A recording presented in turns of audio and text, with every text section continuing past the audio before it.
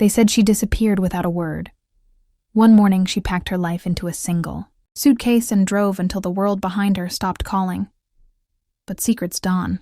They stay buried not forever, and when the past finally found her, it came with rain, a letter and a name she swore she'd never hear again. She drove until the road disappeared. Behind the trees, the kind of road that swallows everything you were running from, the sound of tires was the only thing reminding her.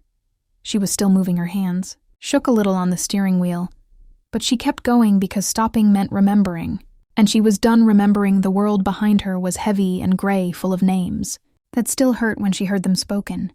So she found a small town tucked between hills and rivers, a place where time moved slower, where people waved from porches, and no one asked too many questions. She rented a small cottage with peeling white paint and a garden full of weeds. It smelled like rain and silence. She liked that silence. It didn't judge her. The first morning sunlight spilled through thin curtains. Birds sang too close to the window, and for a moment she forgot she was supposed to feel sad. She made coffee in an old pot left behind by the last tenant. It tasted burnt, but warm. Me looked out the window and said, maybe this time I can start over. She walked into town that afternoon to find work. The bookstore on the corner needed help. Small, quiet, filled with the smell of old pages. She fit right in. People called her Anna. They didn't need to know. She used to be Lauren.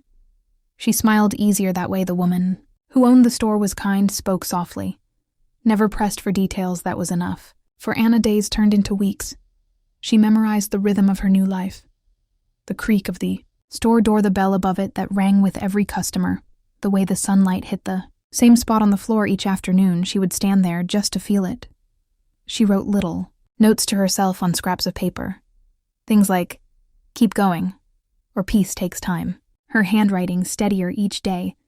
But quiet towns have a way of testing you. They start whispering back your own thoughts late at night when the wind moves through the trees. She would lie awake staring at the ceiling and remember his voice, soft and cruel. In the same breath, she would remember the slammed door, the empty house, the letter she never sent. Sometimes she wondered if he ever thought of her, or if she had become another silence in his life.